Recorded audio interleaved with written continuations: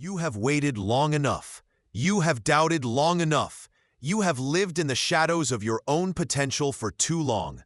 This audiobook is your wake-up call. You are not broken. You are not behind. You are simply untrained in the mindset that builds confidence, clarity, and control. Today, we reset everything. Today, you stop surviving and start becoming. This is your moment. This is your reset. Chapter 1. Stop apologizing for existing. You've been trained to shrink. You've been trained to apologize. You've been trained to make yourself smaller so others feel bigger. And it's killing your potential. Every time you say sorry when you're not wrong, you cut yourself down. Every time you apologize for taking up space, you reinforce the lie that you don't deserve to be here. But here's the truth. You do deserve to be here. You belong. You don't need their permission. This chapter is about breaking the habit of apologizing for existing, because that habit is not humility. That habit is self-erasure, and you cannot reset your mindset if you keep erasing yourself. The disease of over-apologizing? Think about how often you say sorry. Sorry for speaking. Sorry for asking. Sorry for being late. Sorry for being early. Sorry for interrupting. Sorry for not interrupting. Sorry for existing. That's not politeness. That's programming. You've been programmed to believe your presence is a burden, and that programming is a lie. You have a choice. You can keep apologizing for breathing, or you can start declaring your right to exist. That's the key. Why you apologize? You apologize because you fear rejection. You apologize because you fear judgment. You apologize because you fear being seen. But here's the truth. Apologizing doesn't protect you. It weakens you. It tells the world you don't trust yourself. It tells the world you don't believe in your own worth. And repetition matters. Every time you say sorry, you reinforce weakness. You train your brain to believe you're guilty. You are not guilty. You are not guilty of existing. You are not guilty of speaking. You are not guilty of being alive. Replace apology with assertion. Here's the transformation. Stop apologizing, start asserting. Instead of sorry I'm late, say thank you for waiting. Instead of sorry to bother you, say I need your attention. Instead of sorry for speaking up, say I have something important to add. Do you see the difference? One shrinks, one stands tall. One erases, one declares. You don't need their permission. You don't need their approval. You don't need their validation. It's not about politeness. It's about discipline. Discipline in language. Discipline in presence. Discipline in self-respect. Real world. Example. I coached a woman who apologized 47 times in a single meeting. She apologized for asking questions. She apologized for answering questions. She apologized for existing in the room. Her boss didn't respect her. Her colleagues didn't listen to her, and she wondered why. We trained her to stop apologizing. We trained her to replace sorry with thank you. We trained her to speak without shrinking. Within 3 months, she was promoted. Not because she became smarter, not because she became more skilled, but because she stopped erasing herself. That's the key. Behavioral instructions. Here's what you must do. Audit your language. For the next 24 hours, count how many times you say sorry. Write it down. Track it. Awareness is the first step. Replace apology with gratitude. Every time you want to say sorry, say thank you instead. Train your brain to shift from guilt to gratitude. Practice assertive statements. Write down 5 sentences that declare your presence. Say, I have something to say. Say, I need your attention. Say, I belong here. Repeat them daily. Catch yourself in real time when you hear sorry coming out of your mouth. Mouth. Stop. Correct it immediately. Replace it. Reinforce the new habit. You have a choice. You can keep apologizing, or you can start asserting. The psychology behind it, apologizing constantly rewires your brain. It creates a loop of guilt. It convinces you that you're always wrong. But assertion rewires your brain differently. It creates a loop of confidence. It convinces you that you belong. That's the reset. That's the transformation. That's the discipline. It's not about being rude. It's about being real. It's not about arrogance. It's about authority. It's not about apology. It's about assertion. Repetition for reinforcement. You don't need their permission. You don't need their permission. You don't need their permission. Say it again. You don't need their permission, because repetition builds belief, and belief builds behavior. The cost of staying the same. If you keep apologizing, here's what happens. You lose respect. People don't respect those who erase themselves. You lose opportunities. Leaders don't promote those who shrink. You lose yourself. Every sorry chips away at your identity. That's the cost. That's the silent tax of over-apologizing. And you've paid enough. The transformation. When you stop apologizing, you start existing. When you stop apologizing, you start leading. When you stop apologizing, you start living. You have a choice. You can keep shrinking, or you can start expanding. You can keep apologizing, or you can start declaring. You can keep erasing, or you can start becoming. That's the key. Concluding thought. This chapter was about destroying the disease of over-apologizing. You've learned the cost. You've learned the cure. You've learned the discipline. You don't need their permission. You don't need their approval. You don't need their validation. You need discipline. You need assertion. You need presence. You mastered the art of standing tall. Now let's talk about the prison that keeps you small. Chapter 2. Your comfort zone is a lie. Your comfort zone feels safe. It feels familiar. It feels like home. But it is not your friend. It is not your ally. It is not a sanctuary. Your comfort zone is a trap dressed as a blanket. It is the soft prison that keeps you average. Comfort tells you stay. Growth tells you move. Comfort whispers tomorrow. Discipline demands now. You have a choice. You can keep believing the lie, or you can break the cage. That's the key. Comfort is not peace. Comfort is paralysis. Comfort is the story you repeat so you don't have to change. I'm not ready. I need more. Time, when the stars align. No, you don't need the stars. You need discipline. You need motion. You need a decision. Let me be blunt. Your life is stuck because your standards are stuck. You do what you've always done. You feel what you've always felt. You repeat what you've always repeated, and you call that stability. It's not stability. It's stagnation. It's not safety. It's slow decay. It's not about fear. It's about discipline. Discipline breaks patterns. Discipline rewrites identity. Discipline moves you. Your comfort zone promises relief, not results. It promises ease, not excellence. It promises the warm glow of later, not the hard-earned pride of done. You don't need their permission to leave the familiar. You don't need anyone to bless your discomfort. You decide. You move. You lead. Think of the last time you dodged discomfort. The workout you skipped. The hard conversation you avoided. The opportunity you talked yourself out of. You didn't lack ability. You lacked willingness. You had the skill. You didn't have the spine. You chose comfort over courage. You chose silence over standards. You have a choice. Choose differently. Here's the truth. Most won't say. The life you want sits behind doors you don't want to open. The first door is early mornings. The second door is honest feedback. The third door is consistent work when no one is watching. You want the view from the top without climbing the stairs. It doesn't work that way. It's not about talent. It's about discipline. Comfort is a liar because it only shows you the short-term bill. It hides the long-term cost. Skipping the workout costs energy later.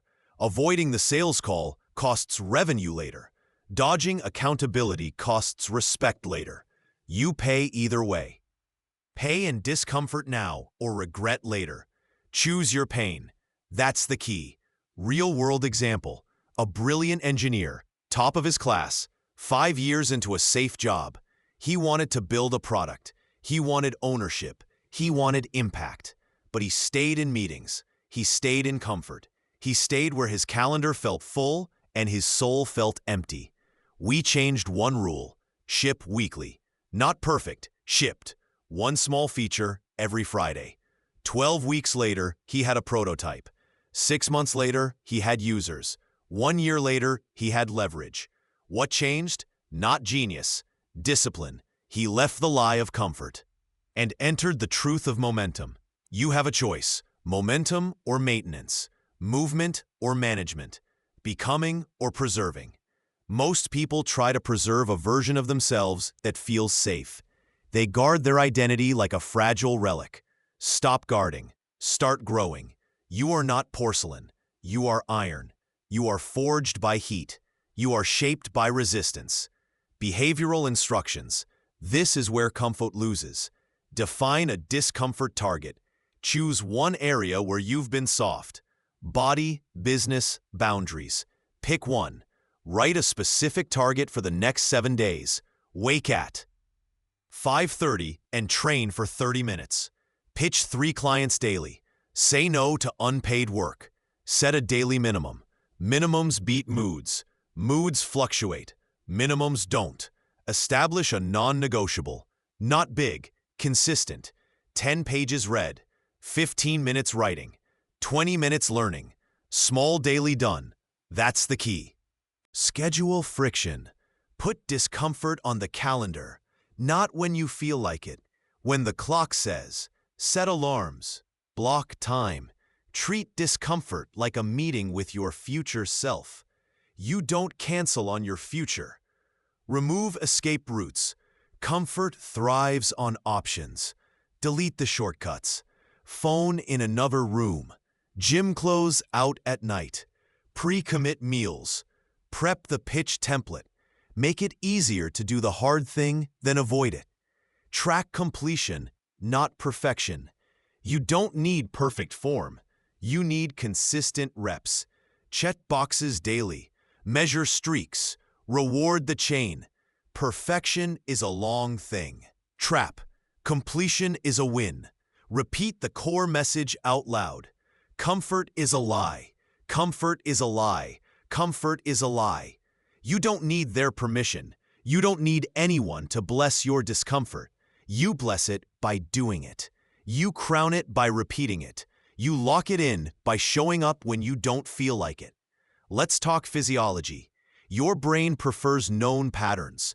It conserves energy by repeating routines. Discomfort triggers alarms, not danger, novelty. You've trained your brain to mislabel effort as threat. Retrain it. Label effort as progress. Label sweat as signal. Label the hard thing as the right thing. That's the key. Micro discomforts build macro confidence. Cold shower for 60 seconds. Walk when you want to scroll. Speak when you want to stay silent. Ask for the sale when you want to follow up next week. Small acts, big shifts. It's not about bravery. It's about discipline. Another example, a creator with 10 ideas and 0 output. She consumed. She studied cameras. She studied color grading. She studied thumbnails. Comfort looked like research. Action looked like risk. We set a rule. Publish twice a week. Non-negotiable. Imperfect. Within 8 weeks, her skill jumped. Within 12 weeks, her audience noticed. Within 6 months, brands reached out. Not because she studied longer, because she shipped relentlessly. Comfort lost. Discipline won. You have a choice. Build stamina or build excuses. Every excuse is a soft blanket. Every excuse is a lullaby. It sounds kind. It sounds logical. You're tired. You're busy. You deserve rest. Rest is earned. Rest is a strategy. Rest without effort is avoidance. It's not about self-care. It's about self-respect. Respect yourself enough to do the hard thing. Audit your comfort zones. Today, comfort in identity. This is just who I am. No, that's a sentence you wrote years ago. Edit it. Comfort in relationships. They've always been in my life, not a reason to stay. Proximity is power. Choose wisely. Comfort in work. It pays the bills. Bills are not a vision. Build leverage. Build skill. Build ownership. Replace comfort statements with discipline statements. I'll start tomorrow becomes I start now. I need more time becomes I need tighter focus. I'm not ready becomes I'm training as I go. Say it with spine. Say it with certainty. You don't need their permission. Here's the mental model. Discomfort is a doorway. The first step hurts. The second step stings. The third step steadies. The fourth step feels normal. Push to step 4. Always push to step 4. Never retreat at step 1. That's the key. Another instruction set. For the next 21 days, morning action. 1 meaningful task before checking messages. Build before you browse. Daily ask. Request something that makes you sweat. A meeting, a sale, a collaboration. Train the ask. Evening reflection. Write 3 lines. What discomfort did I choose? What did I learn? What will I repeat? You will resist. Your mind will bargain. It will offer logical exits. Smile. Decline. Move anyway. Discipline over dialogue. Action over analysis. It's not about motivation. It's about discipline. Understand this. Comfort breeds doubt. Discomfort breeds proof. When you choose discomfort, you create evidence. Evidence that you act, evidence that you finish, evidence that you can rely on yourself. Confidence is not a feeling. Confidence is the memory of discipline. Stack the memories, stack the wins. You have a choice. Stay soft or get sharp. Stay slow or go strong. Stay hidden or step forward. The chapter is simple. The decision is hard. But you are capable. You are built for resistance. You are built for pressure. You are built to move. Repeat the creed. Comfort is a lie. You have a choice. You don't need their permission. It's not about fear. It's about discipline. That's the key. Concluding thought. You just exposed the trap that kept you small. You named it. You challenged it. You built a plan to defeat it. This is a mindset reset in motion. You're no longer waiting. You're moving. You're leading. You're becoming. You mastered the lie of comfort. Now let's rewrite the voice that runs your life. Chapter 3. Rewrite your inner script. Your life runs on a script. Every thought, every decision, every action, all directed by the words you repeat to yourself. And here's the truth. Most of those words aren't even yours. They were handed to you by parents, by teachers, by peers, by society. And you've been performing them for years. It's time to stop performing. It's time to rewrite. The power of self-talk. Your inner script is the most powerful force in your life. It tells you who you are. It tells you what you can do. It tells you what you can't do, and you believe it. But here's the problem. Your script is corrupted. It's filled with doubt. It's filled with fear. It's filled with lies. I'm not ready. I'm not good enough. I'll never make it. That's not truth. That's programming. And programming can be rewritten. You have a choice. You can keep repeating the old script, or you can write a new one. That's the key. Why scripts matter. Your brain doesn't argue with repetition. It obeys it. If you tell yourself you're weak, your brain believes it. If you tell yourself you're strong, your brain believes it. It's not about reality. It's about repetition. That's why athletes use affirmations. That's why leaders use mantras. That's why soldiers use chants. Because repetition rewires belief. Belief rewires behavior. Behavior rewires destiny. You don't need their permission to rewrite your script. You don't need anyone to approve your new story. You decide. You declare. You deliver. The prison of negative scripts. Think about the phrases you repeat. I'm not ready. I'm too old. I'm too young. I don't have time. Every phrase is a chain. Every phrase is a lock. Every phrase is a prison. And you're the jailer. You're the one holding the keys. You have a choice. Drop the keys or keep the chains. That's the key. Replace lies with truth. Here's the transformation. Replace the corrupted script with a new one. Instead of I'm not ready, say I'm training as I go. Instead of I'm not good enough, say I'm building every day. Instead of I'll never make it, say I'm moving closer every step. Do you see the difference? One locks you down, one lifts you up, one erases, one empowers. It's not about perfection. It's about discipline. Discipline in language, discipline in repetition, discipline in belief. Real-world example.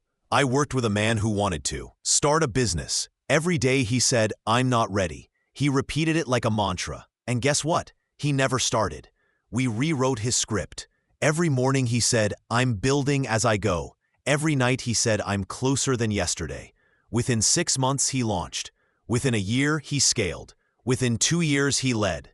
What changed? Not skill, not luck. Script. He rewrote his inner voice. He rewrote his destiny. That's the key. Behavioral instructions. Here's what you must do. Identify your corrupted script. Write down the phrases you repeat that weaken you. Be honest, be brutal.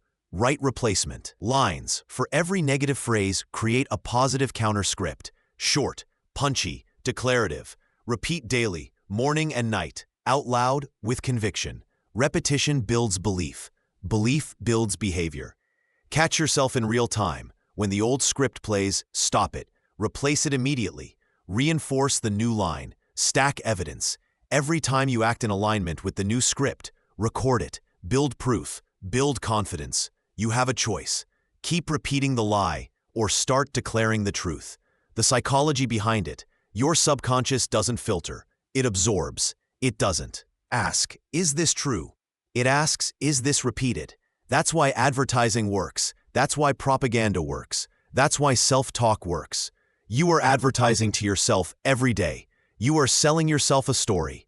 The question is, are you selling yourself weakness or strength? It's not about talent. It's about discipline. Discipline in repetition. Discipline in language. Discipline in belief. Repetition for reinforcement. Say it with me. I am building as I go. I am closer than yesterday. I am enough. Again, I am building as I go.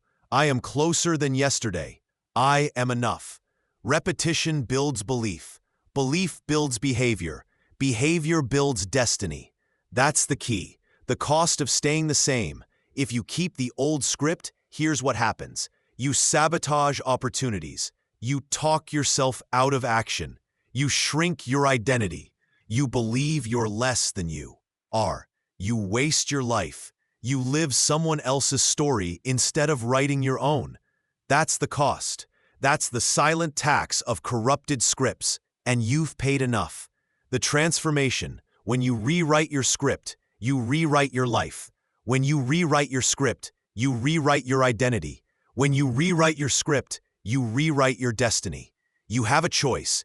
Keep repeating the old lines or start declaring new ones. Keep living the old story or start writing a new one. Keep performing weakness or start performing strength. That's the key. Concluding thought. This chapter was about rewriting the corrupted script that runs your life. You've learned the cost. You've learned the cure. You've learned the discipline. You don't need their permission. You don't need their approval. You don't need their validation. You need repetition. You need declaration. You need belief. You mastered the art of rewriting your inner voice. Now let's burn the mask you've been wearing. Chapter 4. Burn the fake identity. You've been wearing a mask. Not a physical mask, a psychological mask, a social mask. A mask built from expectations, judgments, and fears. And here's the truth. That mask is heavy. That mask is fake. That mask is killing your authenticity. This chapter is about burning the mask, destroying the fake identity, reclaiming the real you, the lie of the mask. You learned early to perform, to smile when you were angry, to nod when you disagreed, to say yes when you meant no. That's the mask. The mask says, "I'm fine." The mask happy. The mask says, "I'm happy." Successful. But underneath you're exhausted. Underneath you're frustrated. Underneath you're unfulfilled. You have a choice. Keep performing the fake identity or burn it and live free. That's the key. Why you wear it. You wear the mask because you fear rejection. You wear the mask because you crave approval. You wear the mask because you want to belong. But here's the truth. The mask doesn't protect you. It imprisons you. It doesn't make you belong. It makes you invisible. It doesn't earn respect. It erases it. You don't need their permission to be real. You don't need their name. Approval to be authentic. You don't need their validation to be yourself. The cost of the fake identity. Every time you wear the mask, you pay a price. You lose energy. Pretending drains you. You lose clarity. You forget who you are. You lose opportunity. People can't connect with a performance. That's the cost. That's the silent tax of the fake identity. And you've paid enough. Replace performance with presence. Here's the transformation. Stop performing, start being. Instead of, I'm fine, say, I'm struggling, but I'm working on it. Instead of, I'm happy, say, I'm learning to find joy. Instead of, I'm successful, say, I'm building success every day. Do you see the difference? One hides, one reveals, one erases, one declares. It's not about perfection, it's about discipline. Discipline in honesty, discipline in presence, discipline in authenticity. Real-world example. I worked with a corporate executive. On paper, he was thriving. Big salary, big office, big title. But he was miserable. He wore the mask every day, smiling, nodding, pretending. We burned the mask. He admitted he hated the work. He admitted he wanted to build something of his own. He admitted he was tired of pretending. Within a year, he left. He launched his own firm. He rebuilt his life. He found energy. He found clarity. He found freedom. What changed? Not skill, not luck, identity. He burned the fake identity and lived the real one. That's the key. Behavioral instructions. Here's what you must do. Identify your mask. Write down the roles you perform that don't feel real. Be honest. Be brutal. Name the cost. For each mask, write the energy, clarity, and opportunity it steals. Awareness is power. Declare authenticity. Write one sentence that reveals the truth. I don't enjoy this job. I want to build my own path. I'm tired of pretending. Practice honesty daily. Share one authentic statement with someone you trust. Train yourself to speak without the mask. Celebrate presence. Every time you act without the mask, record it. Build proof. Build confidence. You have a choice. Keep performing or start being. The psychology behind it. The mask is built from fear. Fear of rejection. Fear of judgment. Fear of failure. But authenticity rewires your brain differently. It builds trust. It builds confidence. It builds resilience. It's not about arrogance. It's about alignment. It's not about rebellion. It's about truth. It's not about performance. It's about presence. Repetition for reinforcement. Say it with me. I don't need their permission. I don't need their approval. I don't need their validation. Again, I don't need their permission. I don't need their approval. I don't need their validation. Repetition builds belief. Belief builds behavior. Behavior builds destiny. That's the key. The cost of staying the same. If you keep the mask, here's what happens. You lose yourself. You forget who you are. Lose respect. People don't trust performances. You lose life. You live someone else's story instead of your own. That's the cost. That's the silent tax of the fake identity. And you've paid enough. The transformation. When you burn the mask, you reclaim your energy. When you burn the mask, you reclaim your clarity. When you burn the mask, you reclaim your freedom. You have a choice. Keep performing or start being. Keep pretending or start living. Keep erasing or start declaring. That's the key. Concluding thought. This chapter was about burning the fake identity. You've learned the cost. You've learned the cure. You've learned the discipline. You don't need their permission. You don't need their approval. You don't need their validation. You need honesty. You need presence. You need authenticity. You mastered the art of burning the mask. Let's talk about the true engine of freedom. Chapter 5. Discipline is your freedom. Motivation is fragile. Inspiration is fleeting. Excitement burns out. But discipline is freedom. Discipline is the engine that carries you when motivation dies. Discipline is the structure that builds empires. Discipline is the love you show yourself when you refuse to quit. This chapter is about destroying the myth of motivation and replacing it with the truth of discipline. The lie of motivation. You've been told you need motivation. You've been told you need to feel inspired. You've been told you need the right mood. That's the lie. Motivation is a spark. Discipline is the fire. Motivation is a mood. Discipline is a muscle. Motivation is a visitor. Discipline is a resident. You have a choice. Keep waiting for motivation, or build discipline that never leaves. That's the key. Why discipline matters. Discipline is freedom because it removes negotiation. You don't ask, do I feel like it? You act. You don't ask, am I ready? You move. You don't ask, is this convenient? You execute. Discipline is freedom because it kills indecision. It kills delay. It kills excuses. It's not about feeling, about doing. It's not about moods. It's about minimums. It's not about inspiration. It's about repetition. The cost of motivation dependence. If you depend on motivation, here's what happens. You start strong, but you quit fast. You chase moods, but you miss milestones. You wait for inspiration, but you waste your life. That's the cost. That's the silent tax of motivation dependence, and you've paid enough. Replace motivation with discipline. Here's the transformation. Stop chasing motivation. Start building discipline. Instead of I'll do it when I feel like it, say I'll do it because it's scheduled. Instead of I'll wait until I'm inspired, say I'll act until inspiration catches up. Instead of I'll start tomorrow, say I start now. Do you see the difference? One waits, one moves, one delays, one delivers. You don't need their permission. You don't need their approval. You don't need their validation. You need discipline. Real-world example.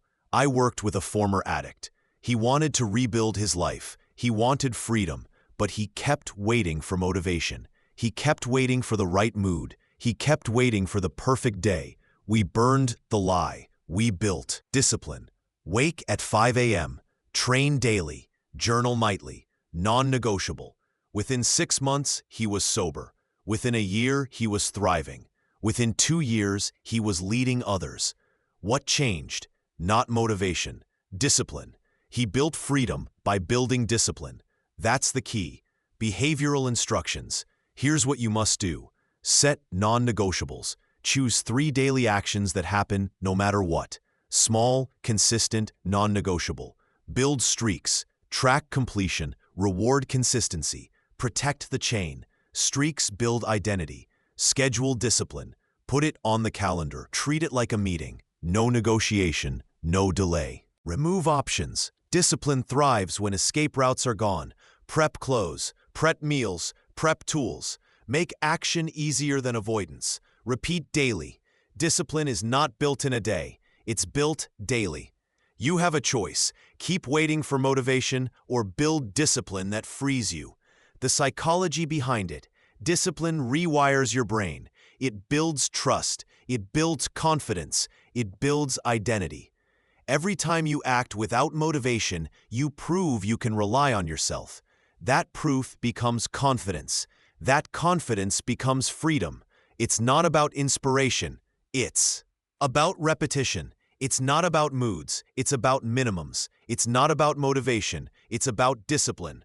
Repetition for reinforcement. Say it with me. Discipline is freedom. Discipline is freedom. Discipline is freedom. Again, discipline is freedom. Repetition builds belief. Belief builds behavior. Behavior builds destiny. That's the key. The cost of staying the same. If you keep chasing motivation, here's what happens. You waste time. Waiting is wasting. You waste energy. Starting and stopping drains you. You waste life. You never build consistency. That's the cost. That's the silent tax of motivation dependence, and you've paid enough. The transformation. When you build discipline, you build freedom. When you build discipline, you build confidence. When you build discipline, you build identity. You have a choice. Keep waiting or start building. Keep chasing or start creating.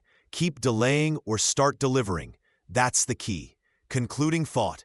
This chapter was about burning the lie of motivation and building the truth of discipline. You've learned the cost. You've learned the cure. You've learned the discipline. You don't need their permission. You don't need their approval. You don't need their validation. You need discipline. You need consistency. You need freedom. You mastered the art of discipline. Now let's talk about the next step, shifting from passive consumption to active creation. Chapter 6. Stop consuming, start creating. You are drowning in consumption, scrolling, watching, liking, saving, reading. But here's the truth. Consumption doesn't change you. Consumption doesn't build you. Consumption doesn't free you. Creation does. This chapter is about flipping the script. Stop consuming, start creating. The trap of endless consumption. You consume because it feels easy. You consume because it feels safe. You consume because it feels productive. But it's not. Scrolling is not building. Watching is not working. Liking is not leading. You have a choice. Keep consuming or start creating. That's the key. Why consumption feels comfortable. Consumption gives you the illusion of progress. You watch a motivational video. You read a book summary. You listen to a podcast and you feel smarter. You feel prepared. You feel ready. But you're not ready. You're rehearsing. You're delaying. You're hiding. It's not about knowledge. It's about discipline. Discipline in action. Discipline in output. Discipline in creation. The cost of consumption. If you keep consuming, here's what happens. You waste time. Hours vanish in scrolling. Waste energy. Your brain fills with noise. You waste life. You never build anything of your own. That's the cost. That's the silent tax of consumption. And you've paid enough. Replace consumption with creation. Here's the transformation. Stop consuming, start creating. Instead of watching another video, record one. Instead of reading another article, write one. Instead of liking another post, publish one. Do you see the difference? One absorbs, one produces, one hides, one declares. You don't need their permission. You don't need their approval. You don't need their validation. You need output. Real-world example. I worked with a young creator. She consumed everything. Tutorials, courses, podcasts. She studied cameras. She studied editing. She studied thumbnails. But she never published. We flicked the script. Published twice a week. Non-negotiable. Imperfect. Consistent. Within 8 weeks, her skill jumped. Within 12 weeks, her audience noticed. Within 6 months, brands reached out. What changed? Not knowledge, creation. She stopped consuming and started creating. That's the key. Behavioral instructions. Here's what you must do. Set a creation quota. Choose a minimum output per week. Videos, articles, posts, products, non-negotiable. Limit consumption. Cap your intake. 1 hour daily, no more. Replace the rest with creation. Create before you consume. Morning rule. Build before you browse. Output before input. Publish imperfectly. Stop waiting for perfect. Publish messy. Publish raw. Publish now. Track output. Measure creations, not consumption. Count posts. Count videos. Count products. Build proof. You have a choice. Keep consuming or start creating. The psychology behind it. Consumption is passive. It numbs. It distracts. It delays. Creation is active. It energizes. It clarifies. It builds. Your brain craves novelty. Consumption gives you borrowed novelty.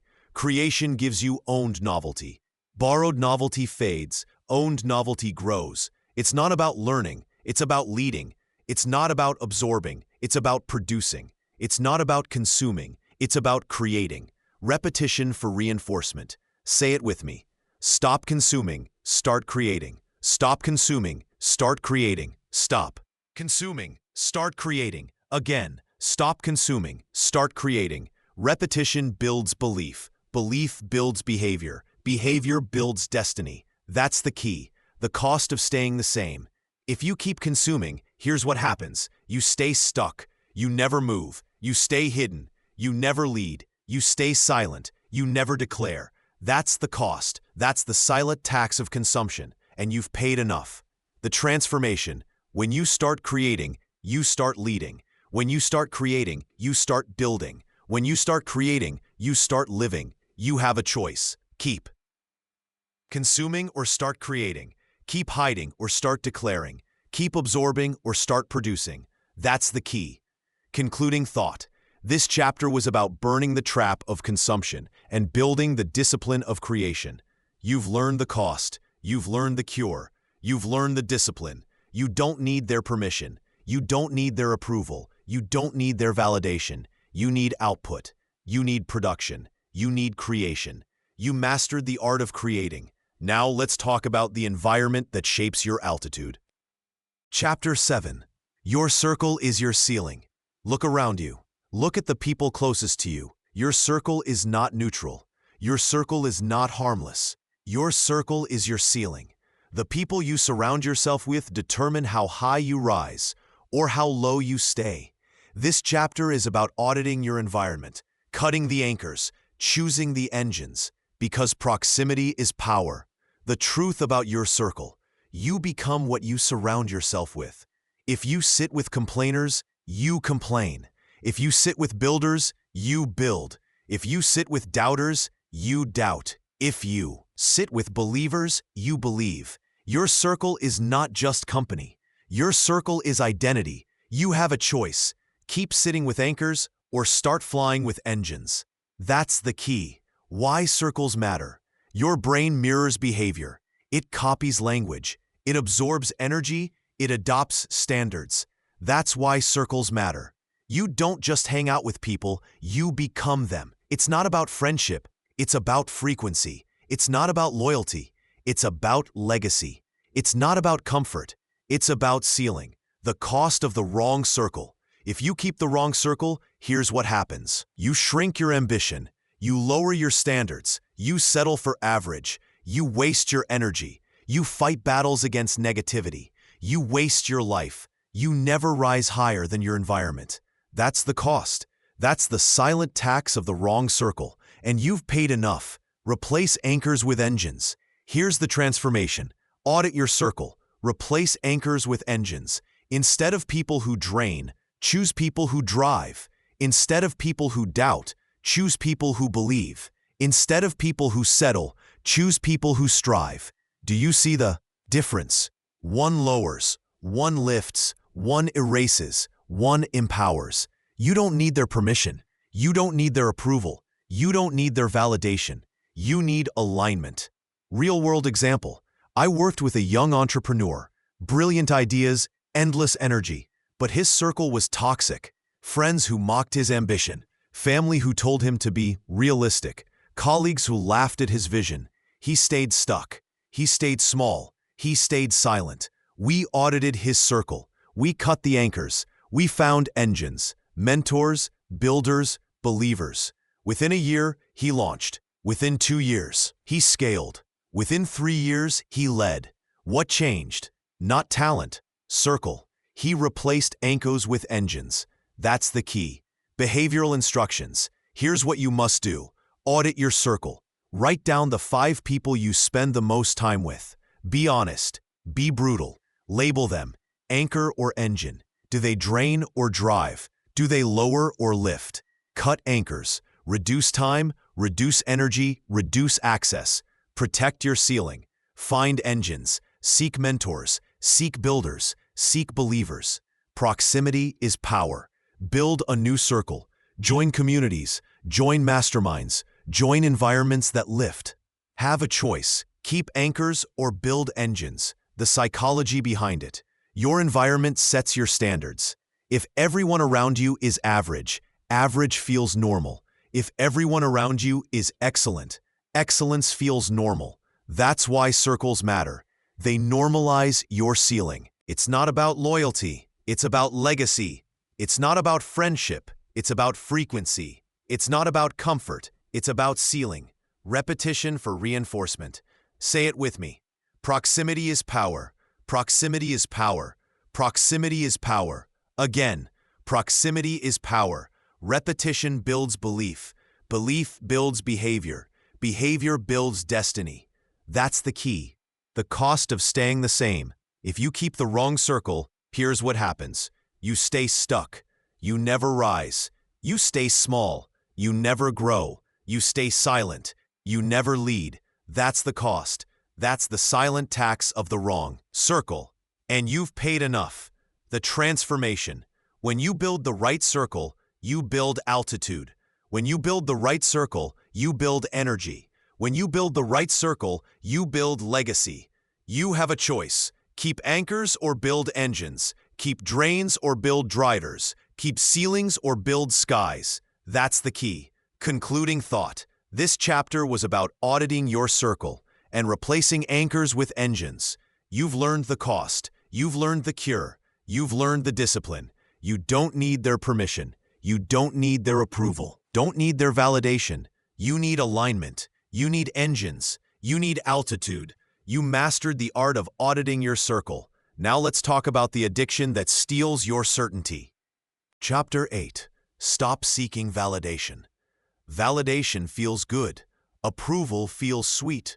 Praise feels addictive. But here's the truth. External validation is a drug. It gives you a high, then it leaves you empty. It makes you dependent. It makes you weak. This chapter is about breaking the addiction. Stop seeking validation. Start building certainty. The trap of validation. You post for likes. You speak for applause. You act for approval. And every time you hand your power away, validation is not fuel. Validation is a leech. Validation is not love. Validation is control. You have a choice. Keep chasing approval or start owning your certainty. That's the key. Why you seek it. You seek validation because you doubt yourself. You seek validation because you fear rejection. You seek validation because you want to belong. But here's the truth. Validation doesn't make you belong. It makes you dependent. It doesn't make you strong. It makes you fragile. It doesn't make you free. It makes you chained. You don't need their permission. You don't need their approval. You don't need their validation. The cost of validation. If you keep seeking validation, here's what happens. You lose identity. You become who they want, not who you are. You lose confidence. You depend on applause to feel worthy. You lose freedom. You live for others instead of yourself. That's the cost. That's the silent tax of validation. And you've paid enough. Replace validation with certainty. Here's the transformation. Stop seeking validation. Start building certainty. Instead of "do they like me," say "do I respect me?" Instead of "do they approve," say "do I approve?" Instead of "do they see me," say "do I see me?" Do you see the difference? One depends, one declares. One erases, one empowers. It's not about applause, it's about alignment. It's not about approval, it's about authenticity. It's not about validation, it's about certainty. Real-world example. I worked with a woman who lived for likes. Every post was crafted for approval. Every decision was made for applause. Every move was filtered through "what will they think?" She was exhausted. She was empty. She was lost. We broke the addiction. We built certainty. Daily affirmations, daily declarations, daily discipline. Within months, she stopped chasing likes. She started chasing legacy. She built a business. She built confidence. She built freedom. What changed? Not talent, certainty. She stopped seeking validation and started owning her worth. That's the key. Behavioral instructions. Here's what you must do. Audit your validation triggers. Write down the areas where you seek approval. Social media, work, relationships. Be honest, be brutal. Replace external with internal. For every trigger, create an internal measure. I respect myself when I act with discipline. Practice self-approval. Daily, write one sentence of self-validation. I am proud of my effort today. Limit external feedback. Reduce dependence. Post without checking likes. Act without asking permission. Speak without seeking applause. Build proof. Every time you act without validation, record it. Build evidence. Build confidence. You have a choice. Keep chasing approval or start owning certainty. The psychology behind it. Validation rewires your brain to depend on others. Certainty rewires your brain to depend on yourself. External approval is fragile. Internal certainty is unbreakable. It's not about applause, it's about alignment. It's not about approval, it's about authenticity. It's not about validation, it's about certainty. Repetition for reinforcement. Say it with me. I don't need their permission. I don't need their approval. I don't need their validation. Again, I don't need their permission. I don't need their approval. I don't need their validation. Repetition builds belief. Belief builds behavior. Behavior builds destiny. That's the key. The cost of staying the same. If you keep seeking validation, here's what happens. You stay dependent. You never own yourself. You stay fragile. You break when applause fades. You stay lost. You live for others instead of yourself. That's the cost. That's the silent tax of validation. And you've paid enough. The transformation. When you stop seeking validation, you start owning certainty. When you stop seeking validation, you start building confidence. When you stop seeking validation, you start living free. You have a choice. Keep chasing approval or start owning certainty. Keep depending or start declaring. Keep erasing or start empowering. That's the key. Concluding thought. This chapter was about breaking the addiction to validation and building the discipline of certainty. You've learned the cost. You've learned the cure. You've learned the discipline. You don't need their permission. You don't need their approval. You don't need their validation. You need certainty. You need confidence. You need freedom. You mastered the art of rejecting validation. Now let's talk about the muscles that carry your emotions. Chapter 9. Train your emotional muscles. Your emotions are not weaknesses. Your emotions are not flaws. Your emotions are signals. And like muscles, they can be trained. You don't need to suppress them. You don't need to fear them. You need to strengthen them. This chapter is about building emotional strength, training your emotional muscles, turning feelings into fuel. The truth about emotions. Most people believe emotions control them. They believe anger makes them act. They believe fear makes them freeze. They believe sadness makes them stop. But here's the truth. Emotions don't control you. You control emotions. You decide how to use them. You decide how to respond. You decide how to train. You have a choice. Let emotions weaken you or train them to strengthen you. That's the key. Why emotional muscles matter. Emotions are data. They tell you what matters. They tell you what hurts. They tell you what excites. But data is useless without discipline. You must learn to read emotions. You must learn to use emotions. You must learn to train emotions. It's not about suppression. It's about strength. It's not about denial. It's about discipline. It's not about fear. It's about fuel. The cost of weak emotional muscles. If you don't train your emotional muscles, here's what happens. You react instead of respond. You explode instead of control. You avoid instead of face. You hide instead of heal. You waste instead of use. You let emotions drain instead of drive. That's the cost. That's the silent tax of weak emotional muscles, and you've paid enough. Replace reaction with response. Here's the transformation. Stop reacting. Start responding. Instead of "I'm angry, so I lash out," say "I'm angry, so I act with clarity." Instead of "I'm afraid, so I freeze," say "I'm afraid, so I move anyway."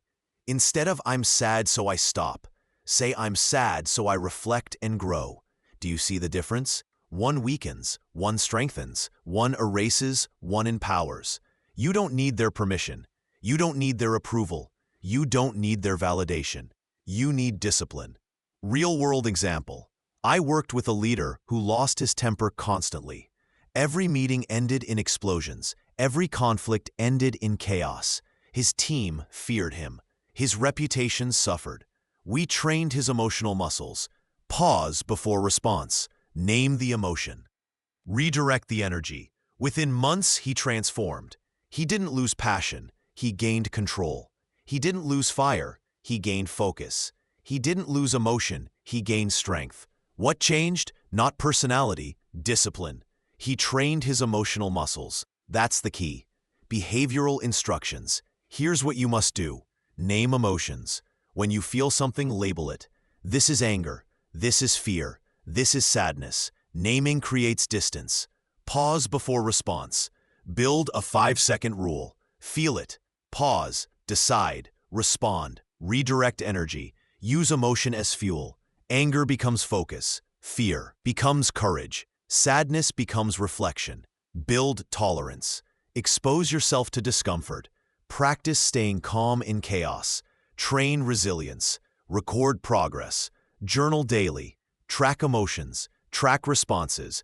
Build proof. Build confidence. You have a choice. Keep reacting or start responding. The psychology behind it. Emotions trigger your nervous system. Fight, flight, freeze. But training rewires the response. When you pause, you shift from reaction to reflection. When you name, you shift from chaos to clarity. When you redirect, you shift from weakness to strength. It's not about suppression. It's about strength. It's not about denial. It's about discipline. It's not about fear. It's about fuel. Repetition for reinforcement. Say it with me. Feel it, face it, fuel it. Feel it, face it, fuel it. Feel it, face it, fuel it again. Feel it, face it, fuel it. Repetition builds belief. Belief builds behavior. Behavior builds destiny. That's the key. The cost of staying the Negro. Same, if you don't train your emotional muscles, here's what happens. You stay reactive. You explode at small triggers. You stay fragile. You break under pressure. You stay stuck. You never grow beyond feelings. That's the cost. That's the silent tax of weak emotional muscles. And you've paid enough. The transformation. When you train your emotional muscles, you build resilience. When you train your emotional muscles, you build clarity. When you train your emotional muscles, you build strength. You have a choice. Keep reacting or start responding. Keep weakening or start responding. Strengthening. Keep draining or start fueling. That's the key. Concluding thought. This chapter was about training your emotional muscles. You've learned the cost. You've learned the cure. You've learned the discipline. You don't need their permission. You don't need their approval. You don't need their validation. You need strength. You need clarity. You need resilience. You mastered the art of training your emotions. Now let's talk about the ultimate decision that shapes your destiny. Chapter 10. Decide who you'll be, then become it. Identity is not discovered, identity is decided. You don't stumble into who you are, you declare it. You don't wait for clarity, you create it. You don't hope for destiny, you design it. This chapter is about the ultimate reset, deciding who you'll be and then becoming it. The lie of finding yourself. You've been told to find yourself. You've been told to wait until life reveals your purpose. You've been told to search endlessly for identity. That's the lie. You don't find yourself, you decide yourself. You don't wait for identity, you choose it. You don't search for destiny, you build it. You have a choice. Keep waiting or start deciding. That's the key. Why decision matters. Decision is power. Decision is clarity. Decision is freedom. When you decide who you'll be, you stop negotiating, you stop doubting, you stop wandering. Decision creates direction. Direction creates discipline. Discipline creates destiny. It's not about discovery, it's about decision. It's not about waiting, it's about declaring. It's not about hoping, it's about becoming. The cost of indecision if you don't decide who you'll be. Here's what happens. You drift. You wander without direction. You delay. You wait for clarity that never comes. You depend. You let others decide for you. That's the cost. That's the silent tax of indecision, and you've paid enough. Replace discovery with decision. Here's the transformation. Stop searching, start deciding. Instead of "I'll find myself someday," say "I decide who I am today." Instead of "I'll wait for clarity," say "I create clarity through action."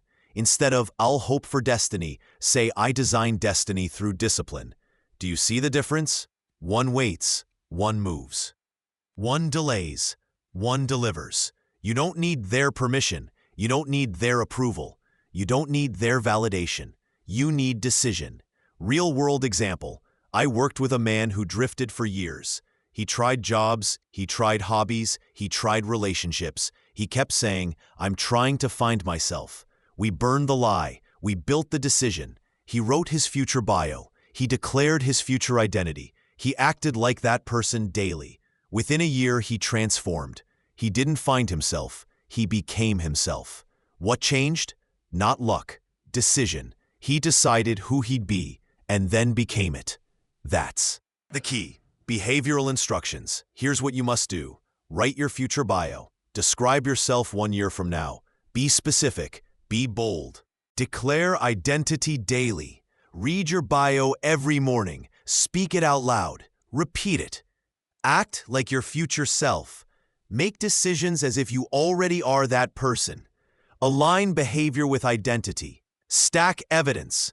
Record actions that prove your new identity. Build proof. Build confidence. Refuse old scripts. When the past identity tries to return, reject it. Replace it with the new declaration. You have a choice: keep drifting or start deciding. The psychology behind it: identity drives behavior. Behavior drives destiny. When you decide identity, you control behavior. Control behavior. You control destiny. It's not about discovery. It's about decision. It's not about waiting. It's about declaring. It's not about hoping. It's about becoming. Repetition for reinforcement. Say it with me. Decide, declare, deliver. Decide, declare, deliver. Decide, declare, deliver. Again, decide, declare, deliver. Repetition builds belief. Belief builds behavior. Behavior builds destiny. That's the key. The cost of staying the same. If you don't decide who you'll be, here's what happens. You stay lost. You wander without direction. You stay weak. You depend on others for identity. You stay stuck. You never build destiny. That's the cost. That's the silent tax of indecision. And you've paid enough. The transformation. When you decide who you'll be, you build clarity. When you decide who you'll be, you build confidence. When you decide who you'll be, you build destiny. You have a choice. Keep drifting or start deciding. Keep waiting or start declaring. Keep hoping or start becoming. That's the key. Concluding thought. This chapter was about the ultimate reset. Deciding who you'll be and then becoming it. You've learned the cost. You've learned the cure. You've learned the discipline. You don't need their permission. You don't need their approval. You don't need their validation. You need decision. You need declaration. You need destiny. You mastered the art of deciding identity. Now let's close this audiobook with a forceful challenge that ties everything together. Reset your mind. Change your life. You've waited long enough. You've doubted long enough. You've lived small long enough. This audiobook was not entertainment. It was a challenge. A challenge to stop apologizing. A challenge to break comfort. A challenge to rewrite your script. A challenge to burn the mask. A challenge to build discipline. A challenge to create. A challenge to choose your circle. A challenge to reject validation. A challenge to train your emotions. And finally, a challenge to decide who you'll be and then become it. You don't need their permission. You don't need their approval. You don't need their validation. You need discipline. You need certainty. You need decision. So here's your call to action. Pick one chapter, live it for 7 days, then stack another, then another. Build your reset brick by brick. Build your freedom choice by choice. Build your destiny discipline by discipline. Stop waiting. Start becoming. Reset your mind. Change your life. Begin now.